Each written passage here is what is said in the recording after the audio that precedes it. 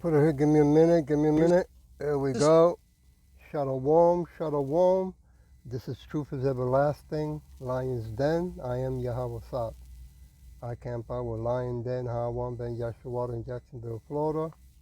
But first I have to give a prayer to the Father, to the Son, to the elders, to the octams, and to the women and children around the world in Paleo-Hebrew language. Kal Halayim La Yahweh, Bahashem Yahweh Shai, Bahashem Ha Rokah Kodash Mahamaf. In the name of Yahweh Shai, in spirit, holy, and in truth. Double honors to the 144,000 chosen elect. Double honors to the apostles of GMS. Double honors to the apostles of Lion Den's Camp. Salutations to the Akins who are on the four corners of the earth. And to the women and children, Shalom. Okay, well,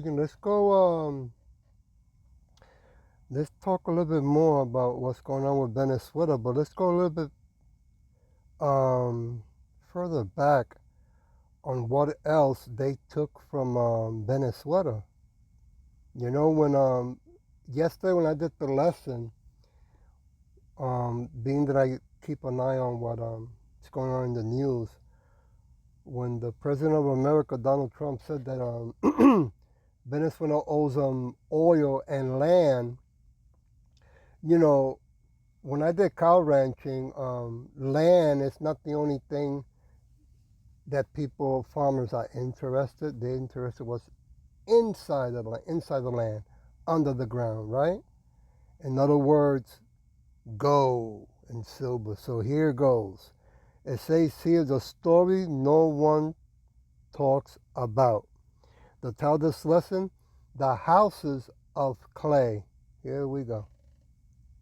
Story about global power that almost no one talks about. A few years ago, Venezuela stored a massive amount of gold, worth around $2 billion at the time, inside the Bank of England. But when the country asked for it back, the answer was no. The reason? A court ruling that questioned who the legitimate leader of Venezuela. Slaka, how can a bank put their 2 cents and say no? Well, let me surprise all of you so-called Negros, Latino niggas, and speckled birds, because I've been hearing this so many times over and over. It's almost like a broken record. You see, any time that you work and you have a banking account, a checking account, or savings account, or any type of bank interest, money in the bank, it is not yours. If you read the small, tiny print on the paper that you sign, it tells you right there. Wicked, huh? Okay, here we go. Venezuela was. Think about that. A nation deposits gold for safekeeping, and suddenly it's frozen because of political recognition. And this isn't the first time critics point to examples like this. Look at Libya. Look at Iraq. Massive reserves, gold shipments, national assets. And to this day, people still debate where some of it went. Official explanations exist, but the controversies never ended.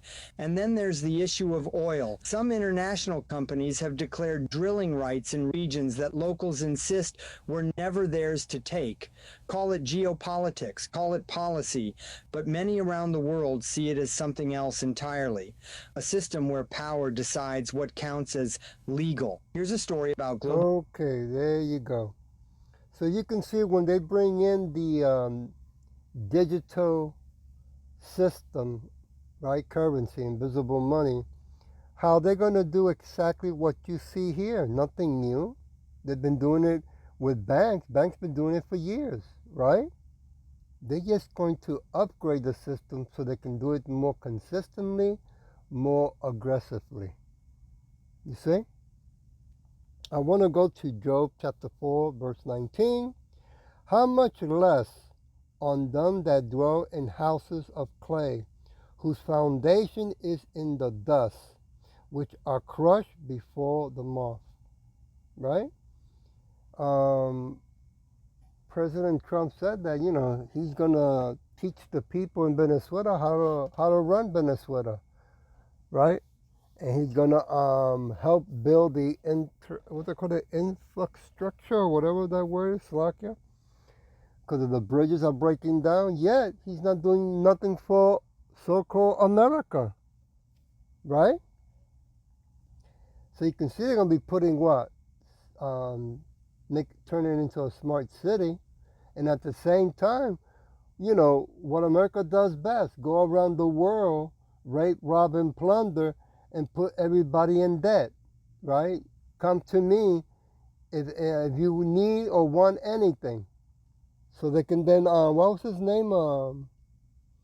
Kyle Schwab, you will own nothing and be happy. He's not only talking about the house, the car, he's talking about the children's, your wife, even your own body, your own DNA. I want to go to Job chapter 15. Give me a minute. Yep. Things are going to get crazier now, that's for sure. Which is good news for us, bad news for 2/3 of our people, right? If our people don't repent after what they're seeing now, loud and clear, who's the beast, right? Who's the wicked? Well, they have no more excuses. Job chapter 15, verse 6. Thy own mouth condemns thee, and not I. Yea, thy own lips testify against thee. Yeah, the wicked keep speaking, right? Not only what they're saying, but their actions, right? That they can go anywhere whenever they want and take a president and the wife away. Now, what happens if other countries came to America and did that over here? It won't be accepted, it won't be approved, right? It will be that they're bad, wicked, and evil. 2 Corinthians, give me a minute.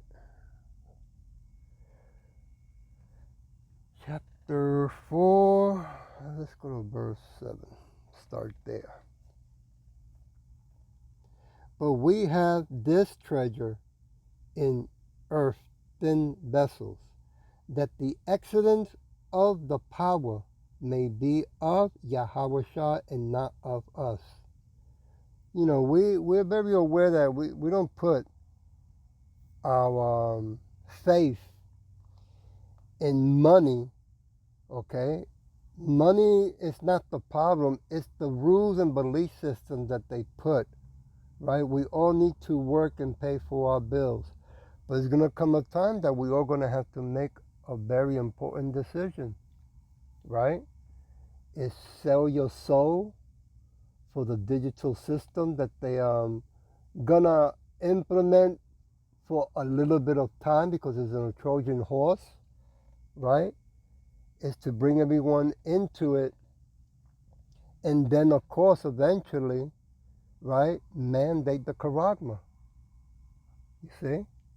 Because not only they have to worry fighting other countries to take over it, but remember they're keeping eyes in the heavens as well, right? They watching on when Yahweh Shah comes back with the host of angels, Shalakia, and they need cyborgs, right? AI needs to be in charge of everything while the wicked go high under the ground. Let me jump to verse 8. We are troubled on every side, yet not distressed. We are perplexed, but not in despair. No. As long as we hold on to Yahweh Shai, His word, His truth, and His work, what comes, comes. Verse 9, prosecute, wait, give me a minute. Prosecuted, but not forsaken. Cast down, but not destroy. And you know, they're going to become now, the people in power are going to become more aggressive out here. For the simple reason that it's a lot of Hispanics. You know, what they did in Venezuela and the outraw protesters that are going on over here that are not showing on TV, only maybe a couple of channels, right? yeah, that's gonna rise ICE to become more aggressive, right? And since they have that saying that every Hispanic looks the same, they're coming, they use it as an excuse. Okay, the truth be told, to come after all of us, the so-called Negros, Latinos, and speckled birds. Okay, especially those that will not bow down to them. Let me go to Second Corinthians chapter 5. I'll start with verse 1. For we know that if our earthly house of this tabernacle were desolate, dissolved, Slakia, we have a building of Yahweh an house not made with hands, eternal in the heavens. Yeah, this body, you know, it gets old, especially with all the poison that they throw in the air, and the water, and the food, and the clothes, right? So why deceive ourselves? Why keep trusting the system that they're going to be the one that's going to be saving us, right? Just because they have practiced and know how now how to change organs or body parts, right? Because the AI is so advanced that you should put your trust in a machine that they want you to worship to begin with, right? Better to go back to the heavens, right? And wait till Yahushua comes back to bring back the new body. Verse 10, for we must all appear before the judgment seat of Yahushua, that everyone may receive the things done in his body, according to that he has done, whether it be good or bad. There's no running, no hiding, no delaying. The time is up. Time is up. The question is, to the so-called Negros, Latinos, and speckled birds, what you should be doing when you're seeing all this happening right now in front of you. Because remember, this is going to also bring drafting.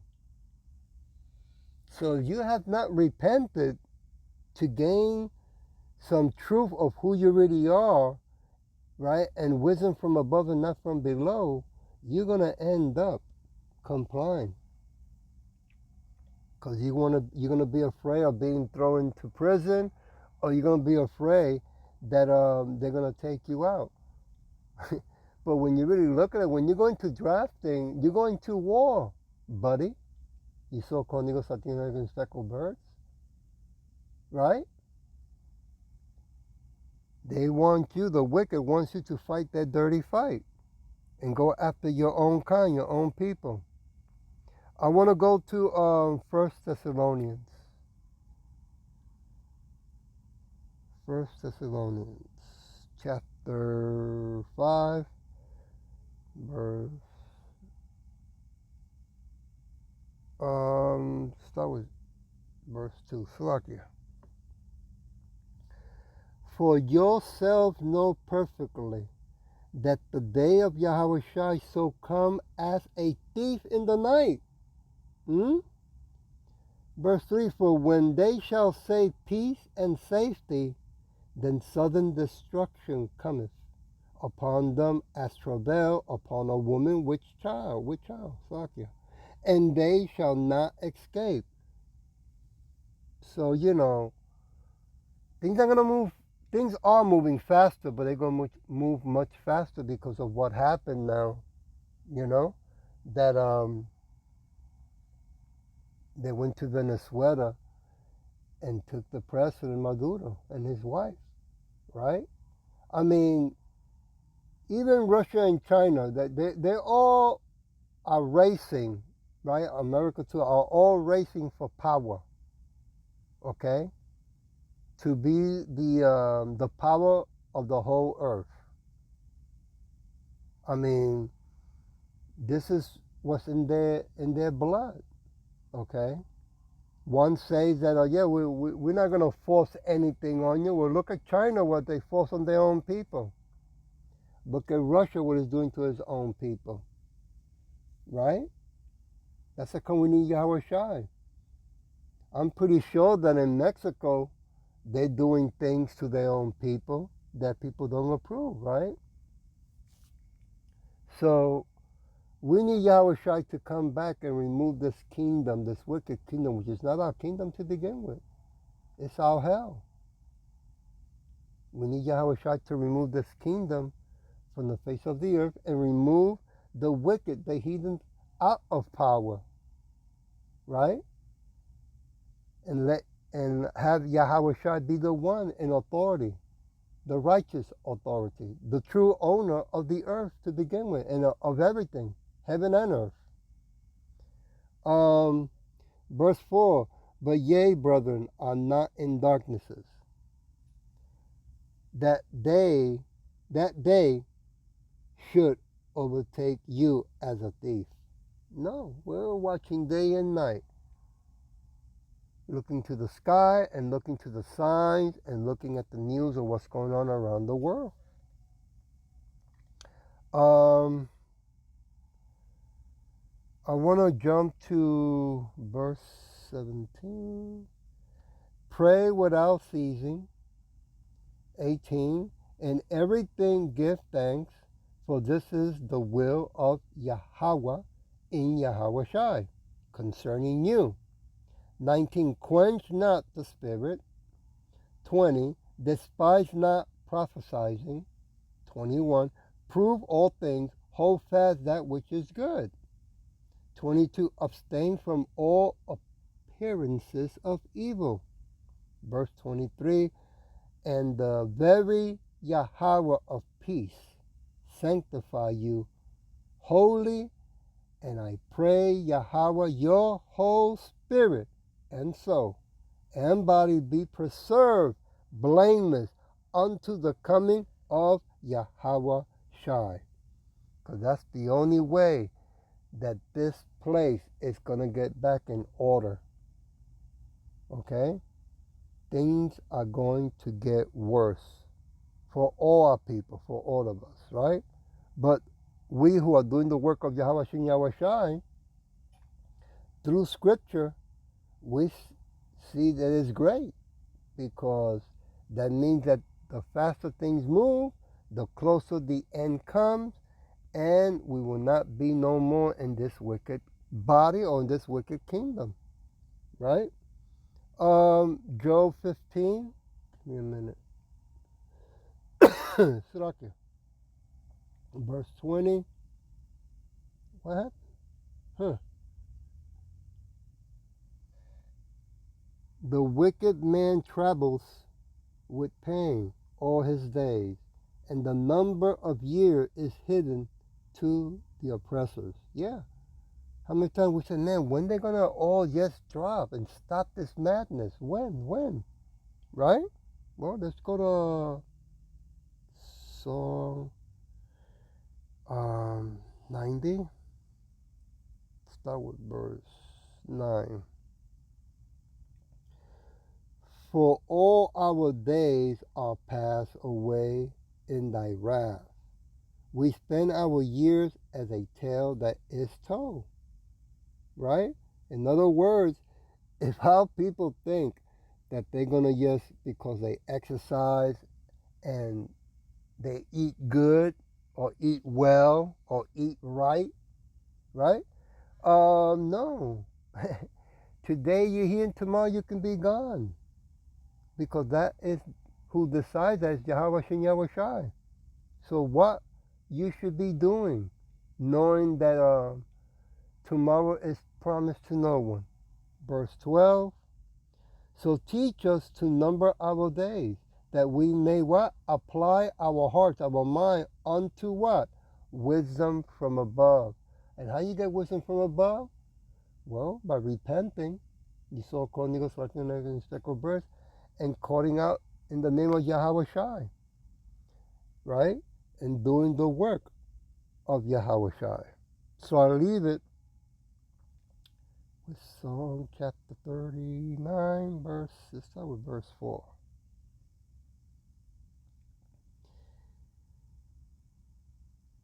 Yahweh Shai, make me to know my end and the measure of my days, what it is, that I may know how fragile I am. Yeah. Verse 5, Slakia, got the hiccups. Behold, thou hast made my days as a hand breadth, and my age is as nothing before thee. Verily, every man at his best state is altogether vanity. You know how people forget that part, that everything that material is not important to knowing the truth, your true identity, nationality, and your inheritance, the so-called Negros Martin and speckled birds. Verse 6, surely every man walks in a vain show. Surely they are disquiet in vain. He heaps up riches and knows not who shall gather them. Yeah. Putting all your energy on material things only. Yeah, if you're blessed to receive them, nothing wrong with that. But time is getting closer that all of us are going to be tested with the material things, with lust, everything. You see? Because this is not our kingdom. This is our hell. We are behind enemy's line. Verse 8. Deliver me from deliver me from all my transgressions. Make me not the reproach of the foolish. Because look what happens by playing by their rules, right? I mean, they don't want nobody to be self-sufficient. They made homeless a criminal, right? So they're going to get more and more aggressive as the day passes and goes. And for all you so-called Negros and speckled bird who thought you can keep trusting the banks, wait till they bring in the digital system. I hope that this was edifying, and with that, I'll say Shalom.